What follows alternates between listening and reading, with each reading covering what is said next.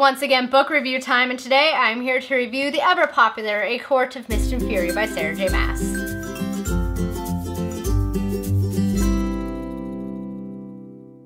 Hello everyone, it is Sam and I hope you guys are having a fantastic day today. I'm here to do a review, as I said in the intro, of A Court of Mist and Fury by Sarah J Maas. So I'm a little bit apprehensive because I know this is a very much loved book, so I'll try and do my best at reviewing this book for you all. So Court of Mist and Fury picks up pretty much exactly where A Court of Thorns and Roses takes off. As such, I don't want to go too much into the plot because I know it's going to spoil a lot of people who may not have read this one yet, and I don't want to do that.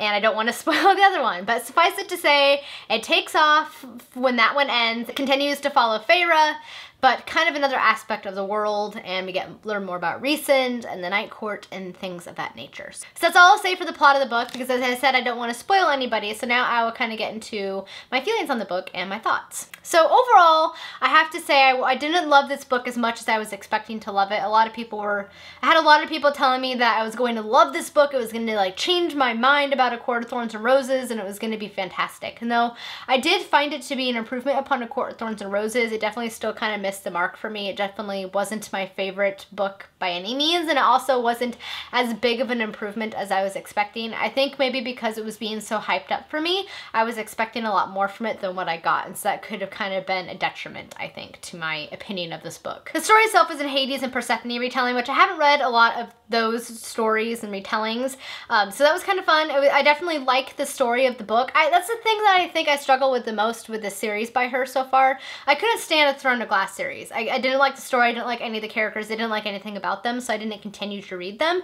But these books, I actually kind of find myself getting engrossed in the story and enjoying it, even though I have a lot of issues with it. I still like the plot itself. Like, the plot holds a lot of promise. And I think personally that if these books had been in the hands of a more capable author, that these could have been amazing books. Like, I think Juliet Marillier would have done an amazing job with the plot of these stories.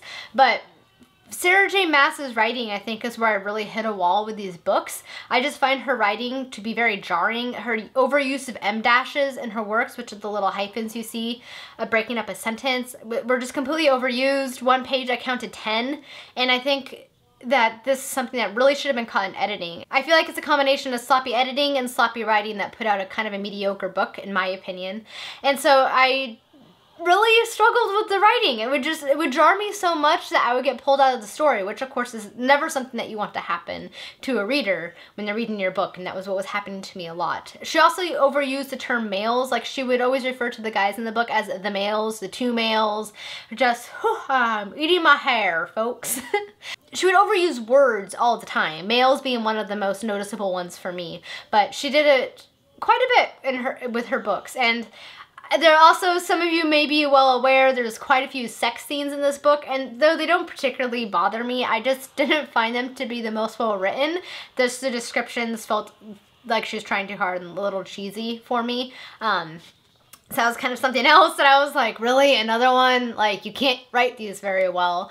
So I just had a hard time with the book, and a lot of it really came down to the writing. I also like a lot of the secondary characters more than the main character. The story follows Feyre. Feyre isn't my favorite character. She wasn't in the first book. Not so much in this one, though. I do like her character growth in this book. She definitely kind of comes into her own and gains a strength, which is nice to see, but she's still kind of not my favorite character. I liked a lot of the side characters. I liked Rhysand's Night Court, his inner circle. I liked a lot of those characters. Rhysand, I would go back and forth with. Some of his behavior I still found kind of problematic, though he was definitely better than Tamlin, but I don't know. I had a lot of struggles with this book because I enjoyed the story while I was reading it, but there was still a lot of stuff where I'm like rolling my eyes or feeling frustrated by it. So this book is definitely a mixed bag for me. It wasn't quite as good as I was expecting, but it also wasn't the worst book I've ever read. So it was kind of in the middle there somewhere. I also like that we got more world building in this book. She definitely expands upon the world of the Fae and the various courts and things, which I thought was quite nice. It was nice to see different aspects of the world than just the Spring Court and of course the court under the mountain. So we got the Night Court, the Summer Court that we got to see a little bit more of, and you have more characters introduced, and so that was pretty fun as well, and I enjoyed having the world expanded upon. I also have to say that I really like Feyre's sisters. I think I prefer her sister, particularly Nesta, more than I do Feyre herself. which is kind of amusing, really, because you would expect to like the main character more, but in this case, I liked her sisters, and I really kind of felt for them and their struggle. So for my overall rating for this book is as follows. I would give the plot, the story that this book is, about 3.5 out of 5 stars. I really like the plot and the story that it was trying to be. I just feel like it failed in its execution. I would give the characters 3 out of 5 stars. As I said before, I find Fair to be kind of an annoying, frustrating character for me a lot of the time, so I am a little bit like, on the characters. So I do like a lot of the side characters, but we don't get a whole lot of them. I would give the writing 1.5 out of 5 stars. I know it's a personal opinion, but Sarah J Maas' style of writing and her ability to write just isn't for me. For me personally, I don't find her to be a very good author whatsoever, so my biggest issue with any of her books I've ever read has always been her writing. And for world building, I would give it 3 out of 5 stars. I think that she definitely could expand upon the world more. I think we could get a little more description, more introduction to what is going on and the history of the world and the culture and various aspects such as that.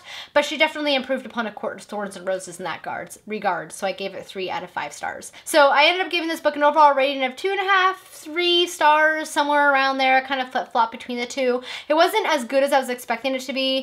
But I still found myself being entertained by the story itself, so that is something at least. Alright guys, that is it for my review of A Court of Mist and Theory by Sarah J Maas. As I said, I just don't think her books in this series is, for me, just kind of missed the mark. We all had different reading preferences, but if you enjoyed it, I'm very glad that you yourself enjoyed the book and the story and all of that good stuff. Review is not a reflection upon you, it's just my own personal opinion. Alright guys, that finishes up my review of A Court of Mist and Fury. I would love to hear your thoughts and feelings on this book as well, so we can discuss it down in the comments. Thank you guys so much for watching. I hope you all have a lovely day. Until next time, happy reading. Bye!